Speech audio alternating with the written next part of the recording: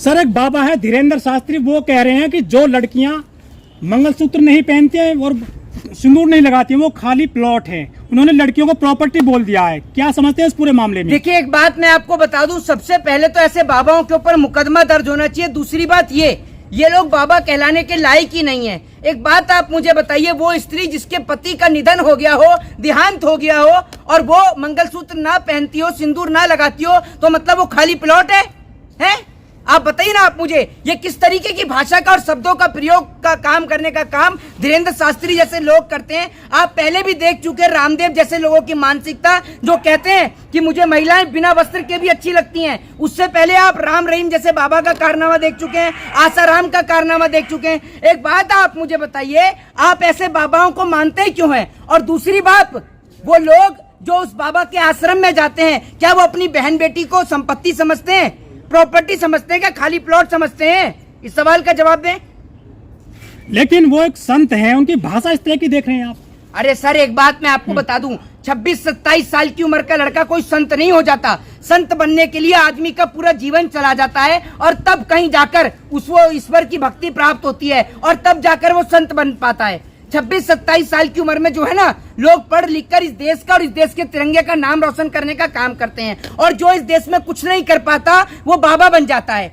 26-27 साल का लड़का, आप क्या समझ रहे हैं बाबा बन गया? वो है, उसके पास इतनी सिद्धियां आ गई, इतनी सारी सिद्धियां आ गई कि वो भगवान से बात कर रहा है। अगर वो भगवान से बात कर रहा है और उसके पास इतनी सिद्धियों का ज्ञान है, तो भैया एक बात आप मुझे बताइए कि क्यों बॉर्डर पर हमारे देश के जवान शहीद हो रहे हैं, और क्यों हमारे देश के किसान को मेहनत करनी पड़ रही है? वो खुद अनाज पैदा करके दे दे अपने जादू से। वो सनातन धर्म को बचा रहे हैं, वो सब हिंदू मजबूत कर रहे हैं। वो हमारे घर की बहन बेटी को आप खाली प्लॉट कहें और आप हमारे धर्म को बचा रहे हैं? अगर मैं आपके घर की बहन बेटी को प्लॉट कहूं तो आप क्या कहेंगे? आपको अच्छा लगेगा सुनने में? ये बात तो उन लोगों को कहनी चाहिए जो बाबा धीरेन्द्र शास्त्री के परिचित हैं और उनके आश्रम में जाते हैं, उनकी कथा को सुनते हैं। जरा वो मुझे सवाल का जवाब दें कि क्या उनके घर की बहन बेटी कोई प्लॉट है, कोई संपत्ति है क्या? हमारे घर की तो नहीं है भैया। अगर आप लोग मानते हैं, क्योंकि आप लोग धीरेन्द्र शास्त्री को मानते हैं, तो आपके घर की बहन बेटी है क्या? किसी भी हिंदू संगठन ने या महिला आयोग ने इस पर विपत्ति नहीं जताई, आपत्ति नहीं जताई। अरे भैया, क्यों जताएंगे? क्यों जताएंगे? अगर यही कहने वाला कोई मुसलमान होता तब इनको आपत्ति होती, तब इनको दिक्कत होती। अगर इस देश के अंदर अगर कोई भी बयान देने वाला, आपने देखा होगा इससे पहले आदि पुरुष फिल्म बनाई गई, उसके ऊपर न योगी आदित्यनाथ बोले, न देश के प्रधानमंत्री बोले, कोई भी नहीं बोले। ये बोलते सिर्फ उन मुद्दों पर हैं जिन मुद्दों के अंदर कोई मुसलमान इन्वॉल्व होता है या मुस्लिम का हाथ होता है। असम के मुख्यमंत्री का बयान आप सुन चुके होंगे। असम के मुख्यमंत्री कह रहे हैं ये जो सब्जियों के जो दाम बढ़ रहे हैं ये मुल्लाओं की वजह से बढ़ रहे हैं। अब इनसे पूछे कि मुसलमानों की वजह से सब्जियों के दाम कैसे बढ़ रहे हैं? पता नहीं कहां से पढ़कर आते हैं, कहां से कौन सी इकोनॉमिक्स पढ़ी है, यही नहीं पता हमें तो इनका।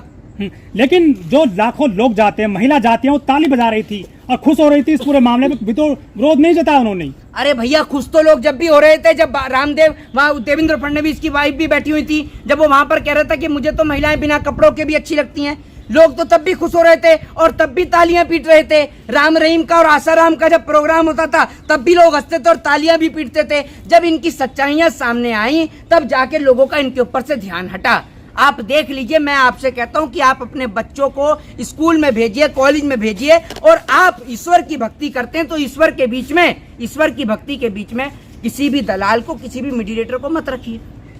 ये यदि कोई मुस्लिम बोल देता है इस मामले को, फिर क्या देखते हैं आप इसमें? अगर इस मामले को कोई मुस्लिम बोल देता तो अब तक उसके ऊपर NSA लग चुका होता, रासुका लग चुका होता, टाडा लग चुका होता, न जाने कौन कौन से एक्ट उसके ऊपर लगा दिए जाते। देशद्रोह का मुकदमा, राजद्रोह का मुकदमा, 121A, 124A सब लगा दिए जाते हैं उसके ऊपर। इस देश के अंदर अगर अभी इस टाइम पे धीरेन्द्र शास्त्री क्या कर रहे हैं? धीरेन्द्र शास्त्री सिर्फ वोट दिलाने का काम कर रहे हैं भाजपा को। आप देख नहीं रहे, उनकी गाड़ी ड्राइव करने का काम मनोज तिवारी करते हैं बिहार के अंदर।